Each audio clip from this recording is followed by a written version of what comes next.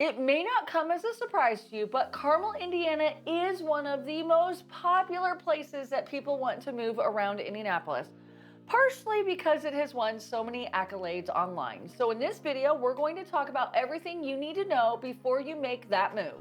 If you're new here, I'm Cameron Geesaman, your favorite Indianapolis YouTubing realtor. I love making videos like this to help people like you who are thinking about moving to, from, or around the Indianapolis metro area. And thanks for joining me today. Let's get started. The first and maybe most important thing you need to know about Carmel, Indiana is that it is expensive. So a median price for a home in the greater Indianapolis metro area is about $235,000. But here in Carmel, it is $585,000. It's nearly 2.5 times the amount to purchase a home here in Carmel. So why the big difference? Well, it's a very desirable area with highly rated schools, great proximity to downtown Indy, and Carmel's packed with fantastic amenities like the water park, the Palladium, and the Carmel Arts and Design District. Carmel has done a great job at making it a city where you can truly live, work, and play all in the same area. But again, with such fantastic amenities at your fingertips, it does all come at a price.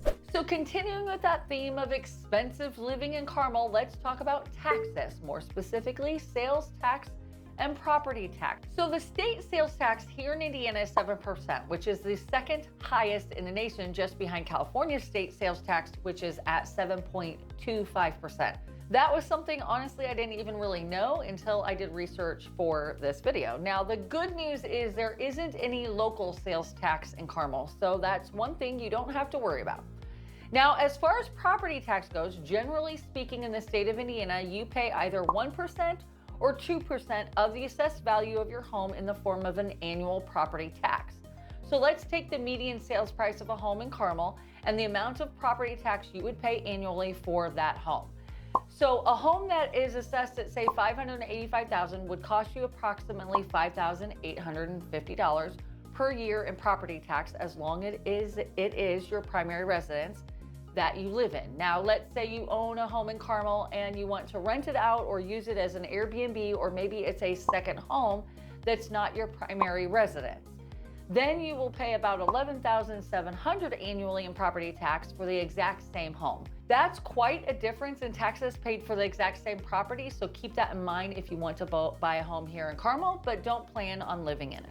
Now, as a side note to this topic, here in Indiana, the assessed value that the county identifies is what determines what your taxes will be, which is actually different from some states. It does not reset when the home is sold. The next topic you should know about before moving to Carmel is the public school system named Carmel Clay Schools. It ranks as #1 on niche.com's list of places with the best public schools in Indiana and is home to 1 high school, 3 middle schools, and 11 elementary schools. There are more than 16,000 kids in the school system, which also employ 2,400 staff. It is one of the largest school systems in the state of Indiana. Another thing to note is Carmel Clay Schools typically have some of the best sports teams in Indiana, and their high school girls swim team has been state champions for more than 35 years in a row.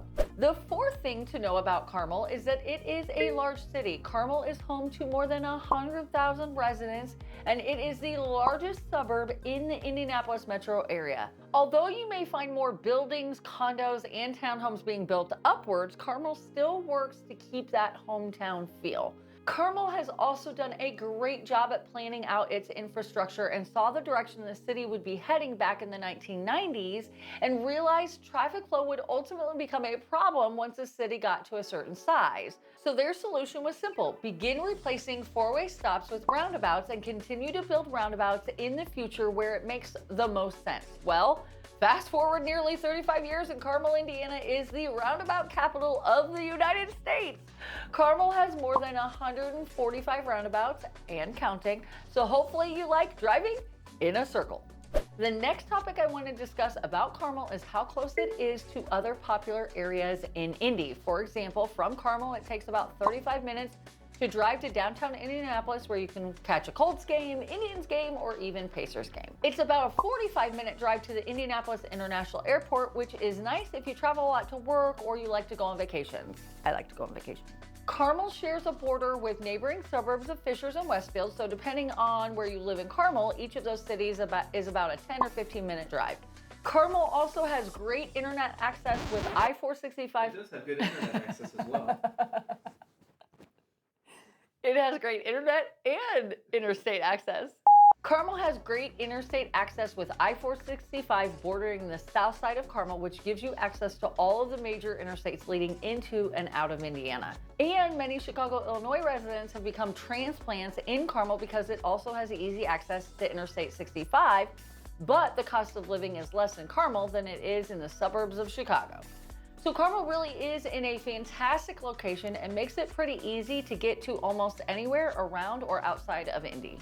So those are the main things I think you should know about Carmel before deciding to live here. Carmel truly is a fantastic place to live and a popular destination for a lot of people just like you that are trying to decide where to live in the Indy metro area.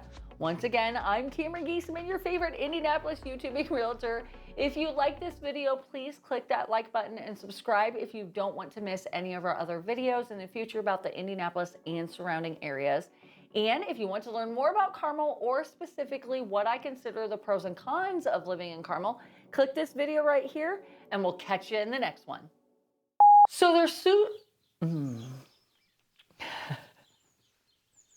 we have birds outside that are trying to tell me that I'm doing a great job.